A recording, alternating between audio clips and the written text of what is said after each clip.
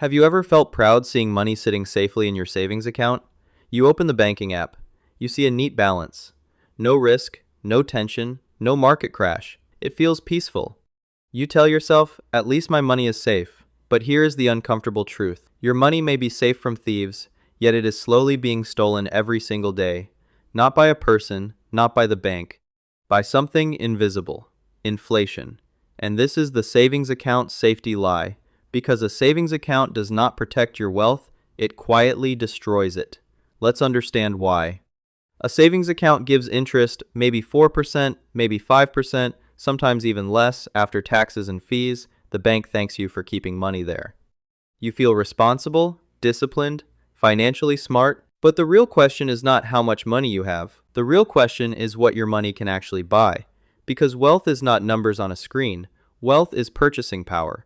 Food, rent, education, healthcare, freedom of time. Purchasing power is exactly what inflation attacks. Imagine this. Today, $1,000 buys groceries for a month.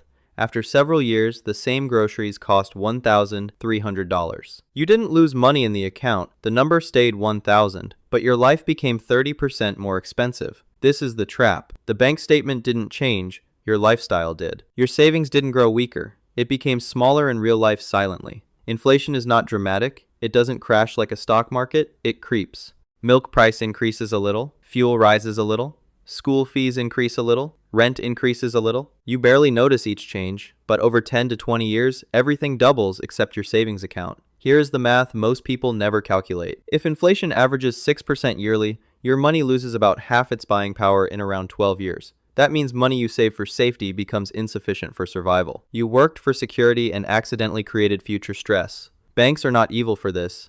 Banks are businesses. Your savings account money is not sleeping. The bank lends it out. Home loans, car loans, business loans, credit cards, and those loans often charge 10%, 15%, sometimes 20% interest. You earn 4%, they earn far more using your money. You carried the effort of saving, they captured the growth. Why do people still trust savings accounts completely? Because of emotional comfort. Humans fear loss more than slow damage. A stock market fall feels painful, a business failure feels scary, a property investment feels complicated, but a savings account feels stable, even if stability is an illusion, because slow loss is invisible. Think about a block of ice. Leave it in a freezer and it stays solid. Leave it in a warm room and it melts slowly. You don't notice minute by minute, but after hours, it's gone. Savings accounts in an inflationary economy are the warm room, and your wealth is the ice. There is a second danger, opportunity cost. Money has a job. Its job is not sitting. Its job is working. Every year your money sits idle, you lose the growth it could have earned elsewhere. This is not just losing value. This is losing future possibilities, the future business you could start, the investments you could fund, the passive income you could build. Time multiplies money only when money moves. The wealthy understand something simple. Cash is a tool, not a destination. They don't store large wealth in savings accounts, they store only emergency funds. Savings accounts are parking spaces, not homes. You park temporarily, you do not live there. So what should a savings account actually be used for? One purpose: emergency protection, not wealth building, not retirement, not long-term storage, just protection for medical bills, sudden job loss, unexpected repairs. Once that fund is ready, extra money must go somewhere productive. Now comes an important shift in thinking. There are two types of money, idle money and working money. Idle money shrinks, working money grows. Savings accounts create idle money, investments create working money. This single understanding changes financial life. People often say, I will invest when I have more money, but inflation doesn't wait. The longer you wait, the harder your money must work later. Time is the most powerful multiplier. A small investment started early beats a large investment started late because growth compounds. Compound growth is the opposite of inflation. Inflation compounds against you, investments compound for you. One erodes, one builds. Your financial future depends on which side you choose. Here is a simple example. Two people save $10,000. Person A keeps it in a savings account. Person B invests in assets growing 8% yearly. After 20 years, person A still has around the same purchasing power or less, while person B has multiplied wealth several times. Same effort, different outcome. The difference was not income, the difference was where money lived. Another myth, I don't want risk. The truth is, not investing is also a risk. Actually, a guaranteed risk, because inflation is certain while market movement is uncertain.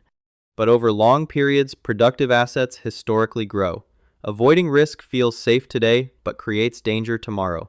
Financial safety is not about avoiding movement. It is about intelligent allocation. Some money safe, some money growing. Balance is safety, not stagnation. Why does this matter so much? Because retirement depends on this decision. If your savings never outpace inflation, you don't retire, you slowly reduce lifestyle, then depend on others, then worry about basic expenses. This doesn't happen suddenly, it happens gradually, and most people don't realize until it is late. A savings account protects money from today's problems, but investments protect you from tomorrow's problems.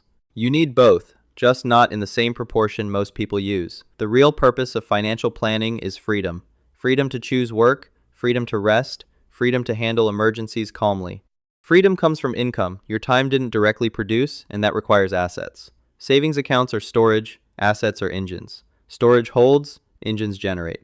So, the correction is simple: keep emergency money in savings and move growth money into productive places. That one adjustment changes your life trajectory. You stop running on a treadmill, your money starts walking beside you. Eventually, it runs ahead. The savings account safety lie is not that savings accounts are useless. The lie is believing they are enough. They are the first step, not the full journey. Security is not the same as prosperity.